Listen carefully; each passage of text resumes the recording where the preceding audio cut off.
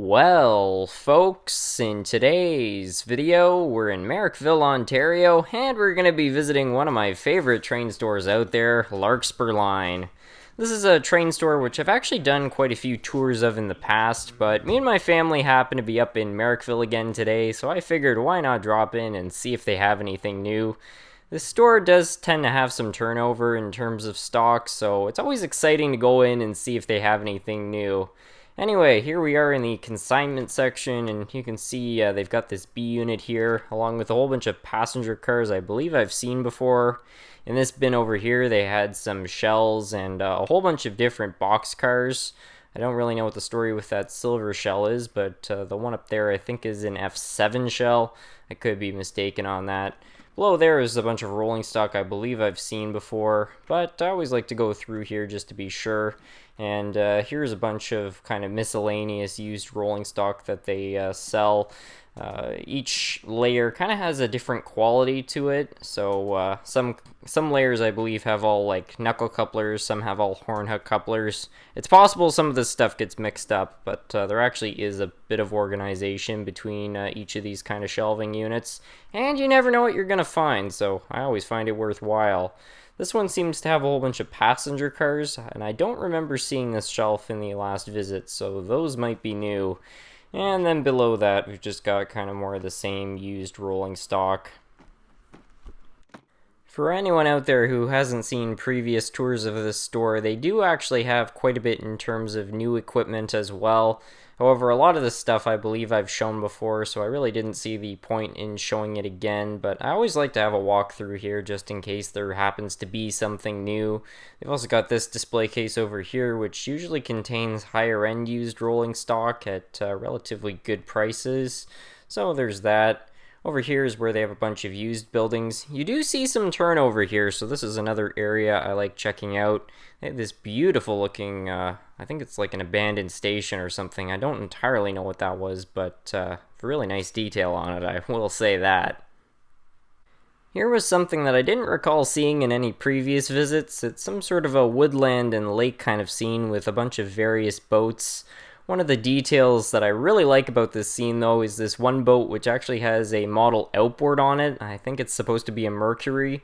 Really appreciate that little detail, even though I'm personally more of a OMC guy. Yeah, so these are all O&R items.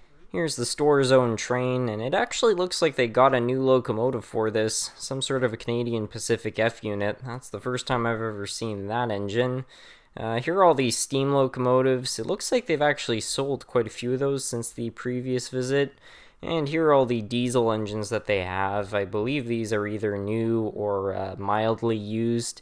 And a lot of these I think I have seen before. However, on the bottom here in a second, they got these two GO locomotives, and I don't remember seeing either of those in any previous visits, and they actually look like pretty nice engines. Now, this is where things got really exciting.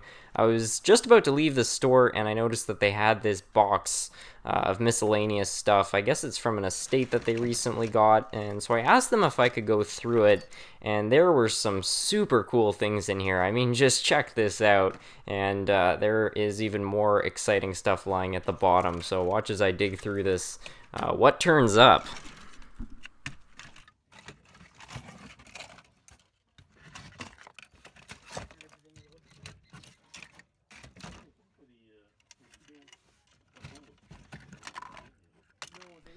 See, this is exactly the type of reason why I like digging through these miscellaneous boxes. You never know what you're gonna find. It's really like treasure hunting, and sometimes you just come across something really cool like this Santa Fe locomotive.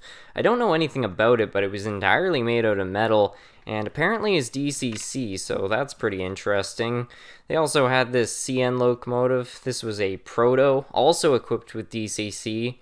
And the thing that tipped me off to them being DCC is you can actually see a lot of them have numbers on the roof, which is what they would be programmed to. So I asked the shop owner, and I guess the estate that they got this from The original owner of all this stuff was very serious about everything being equipped with DCC, so basically every locomotive that was in one of these boxes was equipped, despite some of these engines actually being older pieces of equipment. So yeah, that was something that I just haven't encountered. Older equipment like this, digital. And this right here is the exact reason why you have to dig when you find boxes like this. You know, it was not very obvious there was another engine in here, but digging through revealed that there was yet another Canadian National engine with DCC. Super cool. After finding that locomotive, I decided to dig through this box just a little more, and all I really found was this controller. But it turned out there were actually more boxes related to this estate, so I asked if I could go through those. And wouldn't you know it, not even after that long of digging, I actually managed to find another DCC equipped locomotive. Check this out right here. I'm not sure what all you folks think right now, but I gotta say I was kind of in disbelief at this point. Like, it was just really unusual finding these kind of high-end locomotives in these, like, just really kind of random boxes with all sorts of old rolling stock and things like that. And by this point, I was pretty determined to go through the rest of these boxes and just check to see if there was anything else worth looking at. And wouldn't you know it, there was something really special in this box, which I was not expecting to see. This is probably the nicest thing of all these boxes that I found. Just look at this. A brass, custom-painted Canadian Pacific locomotive. Can you believe that? After finding that, I continued digging through these boxes, and I can't say I found anything quite as nice after that. I did find one more locomotive, which I'll show you all in a minute, but unfortunately appears to have gotten damaged. It's right here. I think this is part of a Bachmann holiday set, and unfortunately these are very fragile engines, and this one is missing some parts, so not something that's really worth a whole lot. It did appear to be DCC like all the others, however, though, so that's one thing going for it. But I figured I'll leave that one in as somebody else's project. And that was about it. I did end up buying some stuff, though, so I'll show you that right now. Well, I'm now back home, as you can see, and I've got all the stuff I decided to buy in this bag, so I'm going to show you all everything I got. I'm really excited. There were a couple pieces which I was really happy to get, and I felt like they were pretty fair value. But I'll start off with kind of the less exciting things, and I'll work my way towards the two things which I am really excited about. The first thing is just some 15 radius track. It's the older brass track. I need this for a project, so I just decided to buy that. They sold it to me for $2. Seems like an okay deal. Seems like it's in okay shape. I also bought some 22 radius track, also for a project. So there's both of those things. Now on to the more exciting things. I managed to pick up a couple of the locomotives which I found. The first one is this Burlington Northern unit. It says model power. This is actually an Athearn Blue Box. It's an older one. However, it's equipped with DCC and runs. So yeah, I thought that was pretty nice. And then I was also able to buy that metal Santa Fe engine. And I was really happy I was able to get this one because of the bunch of, I don't know, this one just really kind of stood out to me. And yeah, it's also DCC equipped. It kind of runs. It definitely needs some work, which is part of the reason it was also one of the cheapest of the bunch.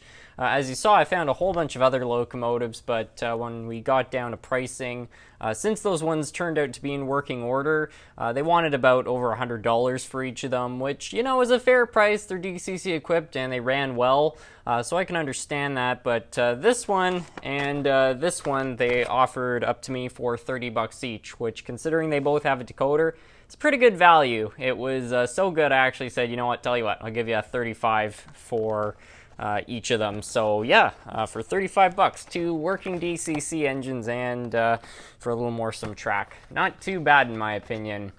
Anyway, I hope you all enjoyed the tour, but before I let you go, why don't we test these things out? I'll show you how they run. This one's going to need a lot of work though. Well, I'll begin by testing out the Burlington Northern unit right here, and again, when they tested this in the store, it was actually running pretty well, so I'm kind of curious to see how this thing performs on my layout. So I'm going to power up my DCC controller, and we'll put in its address, which according to this, okay, actually I made a bit of a mistake there, is number 20. And if we give it a bit of power,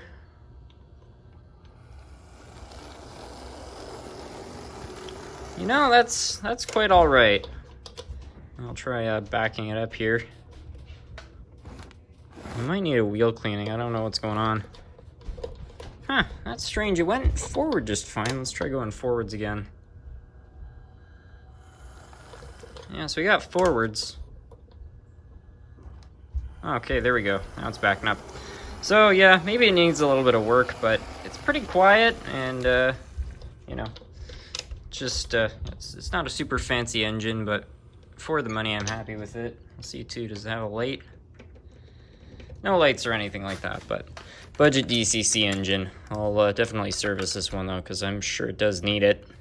Here's the other one. This one, as I mentioned, does run actually, but it's going to need some work. When we were testing this thing out, it did fire up, but it struggled a little bit. It was not performing perfectly, and cosmetically, it clearly needs some work too. So we'll have to get down to that at some point. But anyway, let's see how it runs on my layout.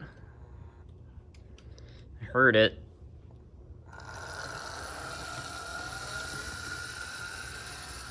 So that's kind of how it's going. It's actually performing a lot better than it did in the store, so that's nice.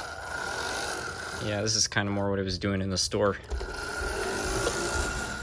So it's there and then it isn't. I think it's got some electrical problems, but this thing apparently, both of them have been sitting for over like 5 or 7 years, so it's really not surprising. But with a little work, I think this engine could be all right. Anyway, that's going to be it for today's video. I hope you all enjoyed, and with that, I'd like to thank you all so much for watching.